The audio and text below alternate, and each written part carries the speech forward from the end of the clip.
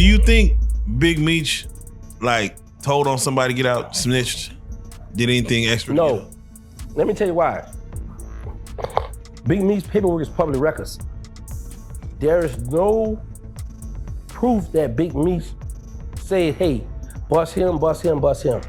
So Big Meech, bro, I ain't gonna lie, that man got to that compound and man, he had some of the guys I would never think that would get BMF, ENT on the left side of their neck, man. But I'm in here with a 27-year sentence based on Demetrius Flannery, as you all know as Big Meech, and Tammy Cowens, known in the paperwork as CS1. Right. Confidential source 1. So what Big Meech did was called a third-party cooperation. Tammy Cohen is a government informant. So they told me, he says, you know what this is about? And I said, no. He said, well, you threatened a government informant, and that's a federal offense. Oh my gosh, you are not going to believe this tea I'm about to spill. Gangster Williams, who's been locked up with Big Meech himself, is coming forward and absolutely dragging 50 Cent for those shocking claims that Meech snitched. Can you believe it? Listen, Gangsta isn't just defending Meech. He's revealing how Meech literally ran the whole prison and had every single inmate bowing down to him with respect. This is such a game changer because now everyone's side-eyeing Fiddy's whole narrative about Meech being a rat. So what's the real story here? Was Meech actually working with the feds behind everyone's back? Or is 50 just throwing serious shade and dirt on Meech's name because he's salty and bitter that Meech linked up with his arch-nemesis Rick Ross? I mean, the drama is intense. What exactly did Gangsta reveal about Meech's time behind bars? Let me break it all down for you. You see, you know, it's selective politics and it's selective who they gonna call a rat or who they not gonna call a rat in this industry. So we've been saying that since I've been home. And this interview with Terrance Gangster Williams just resurfaced, and honey, it is explosive. He spilled all the tea about how Big Meech was absolutely dominating the prison scene. Gangsta said Meech had all the men following him like he was their messiah, a true leader. And get this, according to Gangsta, Meech was the kind of man who could get the keys to any yard he landed on. Do you understand what I'm saying? The man had that much influence without even trying. The respect was just automatic. Big Meech, bro, I ain't gonna lie, that man got to that compound and man, he had some of the guys I would never think that would get BMF, ENT on the left side of their neck, man. It was tattooed, and he made it clear, he said, listen, I'm not giving nobody no connect, I'm not hooking nobody up with nothing, I'm not doing nothing when y'all go home. So in other words, you know, people try to get with him just for, you know, the games, you know, for me, let it be known, look, I ain't got nothing, nobody. I'm in jail doing my bid, that's what it is, you know what I'm saying? So, man, bro, I literally remember 25 guys after lunch will go to that rec yard with Big Meech. They go take over the weight pile. They're gonna work out. They're gonna hit the weights, do their little workout, and then after that, Big Meech whoever got the wine, he gonna bottle the wine up. Whoever cooking food, he gonna bottle the food up, and he gonna sit in the cell and hang out and just talk war stories, just talk about on the streets, man. He was a very good, humble dude, man. Very humble dude.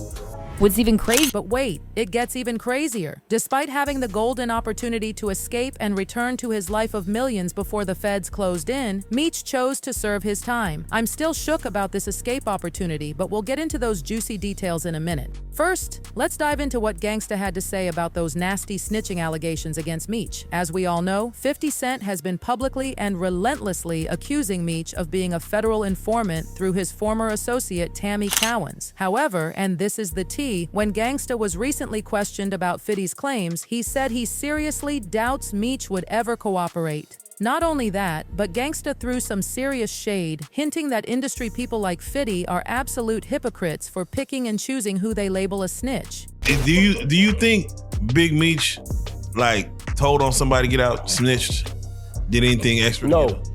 Let me tell you why. Big Meech's paperwork is public records. There is no proof that Big Meech said, hey, bust him, bust him, bust him.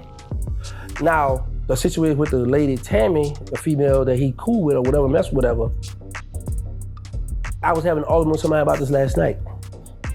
Now, if we go by prison rules and standards, Big Meech didn't sit down with the agents and say, hey, my bro gonna go ahead and settle a boy up for me, so make sure y'all give me the credit. So, we couldn't make a move on him because his name not in the paperwork for saying authorizing this.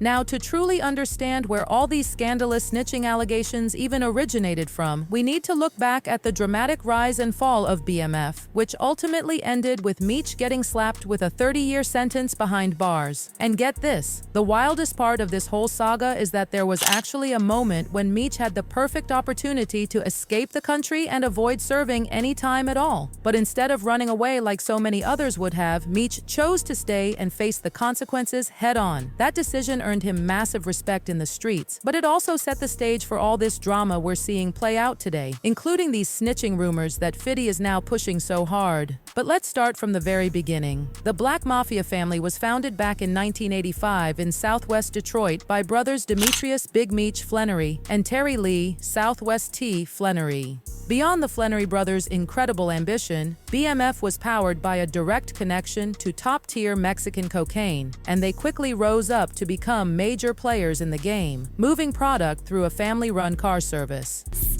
Everybody's shining like new money. There ain't no other crew like this in the world, and there never will be another. Not black, it never will be, because they said that if like this is shining all together, being together, doing shit every day, then they gonna fall out over some money or somebody gonna rob, steal, and kill. I have yet to see that. All of us get along with money.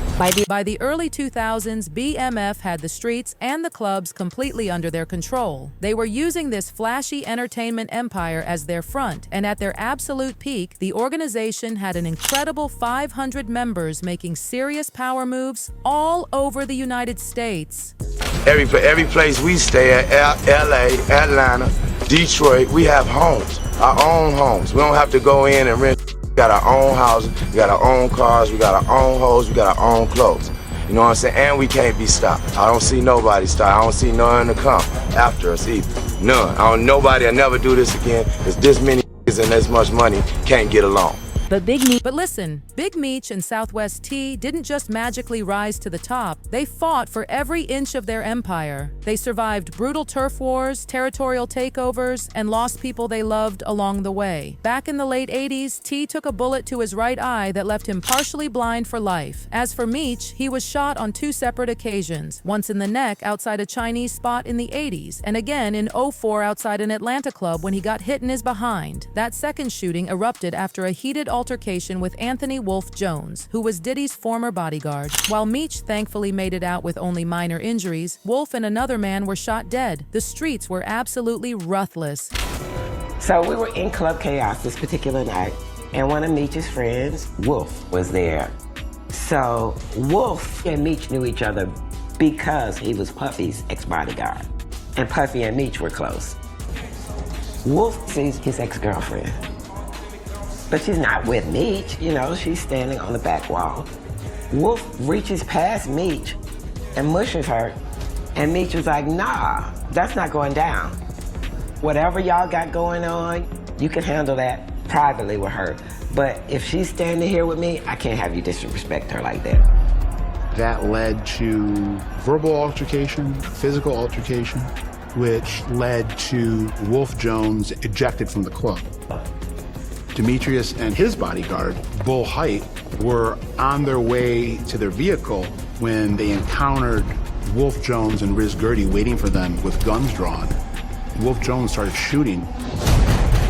All hell broke loose. Gunfire was coming from everywhere. Police aren't sure what triggered the violence, but witnesses say dozens of bullets flew near the intersection of East Paces Ferry and Bowling Way.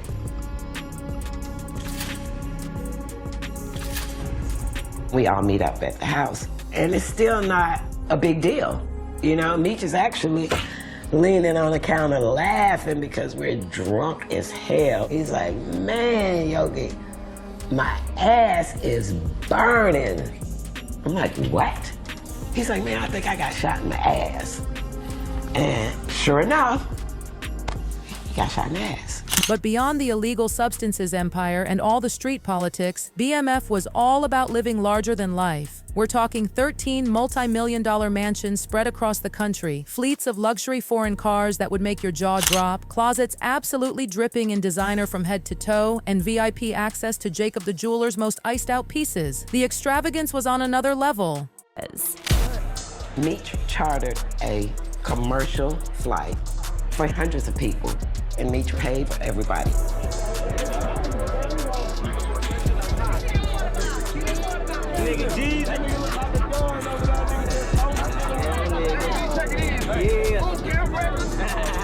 It was a full-on party in the sky. Have you seen the movie Soul Plane? It was like Soul Plane.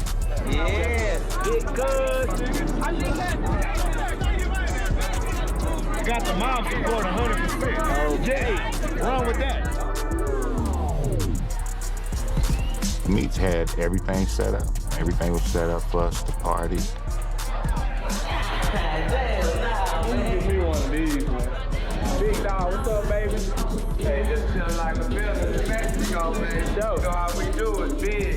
Now, Meech always preached that BMF was built on brotherhood and loyalty, but at the height of their reign, those family ties started to seriously unravel. The sibling rivalry between him and Southwest T transformed into a full-blown power struggle, with members recalling how even the smallest disagreements would explode into heated public blowouts. Neither brother was willing to take a backseat to the other, and Meech even accused T of stealing from the organization. Can you imagine? The tension was absolutely palpable. One day I found out that T was cutting our dope. T was taking 4 ounces out of each key. He would take 100 bricks and make an extra 20 bricks out of it. He got to break everything down, repress it, put it back together. I never done that. He done went and bought the work with my money and his money, and then he repressing my brick. Meech wasn't feeling that, and I wasn't feeling it. So, Meech told me and Wayne, they're not finna keep stealing from us, giving us this bad dope. Y'all go deal straight with our supplier, Green Eyes, from him. At the absolute peak of BMF's reign, Meech and T made the fateful decision to split the operation. T relocated to LA to stay connected with the Mexican connection, while Meech took over Atlanta, keeping the streets hot and the clubs even hotter. But with the empire divided, the BMF crew started choosing sides, setting the stage for the eventual downfall of the entire operation. In 2000, Meech set his ambitious sights on the music game, launching BMF Entertainment. With his flashy lifestyle and magnetic energy, he fit right into hip-hop's world of money, power, and spectacle. BMF wasn't just a street empire anymore. It was the hottest new movement in the rap industry. Around this time, all future major players in the rap industry were hanging around Meech. Diddy, Jay-Z, T.I., Jeezy, and yes, even 50 Cent. All of them partied with Meech back in the day, and Meech's legendary flexes are still talked about today. From rolling 100 deep into clubs, shutting down VIP sections, and pulling power moves like parking his 2 Maybachs right next to Jay-Z's just to make a statement. The man was untouchable. Jay-Z had I want to say a sky blue or champagne Maybach, and this is when they first came out.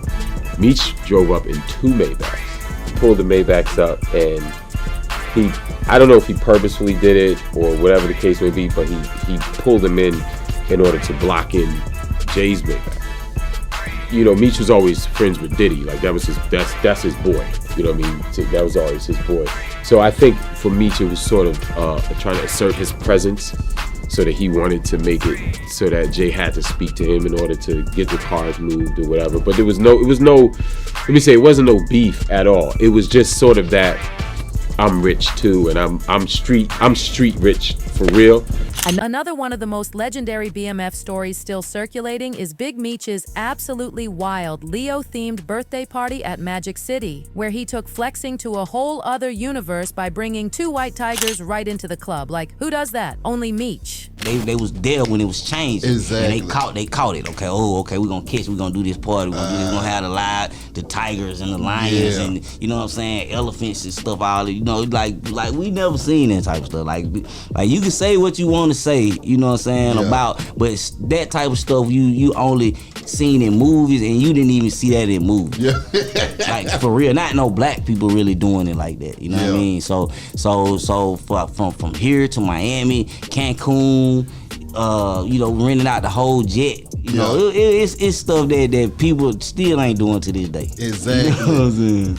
Now, Meech and Southwest T's decision to run things separately helped BMF expand, but their growing tension played a major role in their eventual downfall. T wasn't feeling Meech's increasingly flashy lifestyle and started venting about it to family and friends. What he didn't know, though, is that the feds had him on wiretaps the entire time. Meanwhile, Meech kept living like absolute royalty, throwing over-the-top parties where he'd blow millions in a single night. But what he didn't realize is that some of those people in the crowd at his lavish parties were undercover law enforcement, watching his every move and waiting for the perfect moment to take him down. So, after 15 long years of investigation by federal and local task forces, including the IRS, the feds finally made their move. With over 900 pages of wiretaps, informant statements, seized financial records, and round-the-clock surveillance, they had all the evidence they needed. In 2005, they pulled the trigger. Big Meech and Southwest T were both taken down on drug and racketeering charges in a series of perfectly orchestrated raids. T was arrested in St. Louis, while Meech was seized in Frisco, Texas. And they didn't go down alone. 150 BMF affiliates were scooped up too, marking the end of one of the biggest street empires hip-hop had ever witnessed. Demetrius Flannery and his brother, Terry, ran one of the country's largest operations during the late 80s, 90s, and early 2000s. The pair had hundreds of employees, generated hundreds of millions of dollars, and even had a successful record label and magazine. But in 2006, the brothers were indicted in a federal RICO case originating out of Georgia. BMF was the first group that was accused of being both a criminal organization and a record label. Attorney Josh Schiffers says Demetrius, also known as Big Meech, is highly regarded because he never took a deal or snitched on his co-conspirators. And he went down. And when he went down, he and his brother were sentenced to 30 years in prison. In 2020, Terry Flannery was released, and just this week, Big Meech was released from prison. He will serve the remainder of his sentence at a halfway house in Miami. During the Flannery brothers' stint in prison, the Black Mafia family transformed into a cultural legend, and their name was kept alive through music, fashion, and countless interviews. 5 years after the Flanneries got locked up, Big Meech's story turned into a full-blown pop culture sensation. It all started with the book BMF, The Rise and Fall of Big Meech and the Black Mafia Family by Mara Shalhoub, released in 2010. That same year, Rick Ross released his hit single, BMF, Blowing Money Fast, glorifying Meech's lavish lifestyle. By 2020, riding on the wave of BMF's cultural power, 50 Cent and Stars dropped a series based on the empire's rise, with Lil Meech, Big Meech's own son, making his acting debut playing his father. The series was so successful that 50 and Stars followed it up with an 8-hour docu-series, the BMF documentary Blowing Money Fast, in 2022. Then in 2023, 50 announced that the BMF cinematic universe was expanding with 3 spin-off shows and a 3rd season in development. Everything seemed to be going perfectly. In his life. I wasn't going to address this because I'm not trying to let nobody trick me off the streets. But I never folded, never told, never will. Death before dishonor, always with me.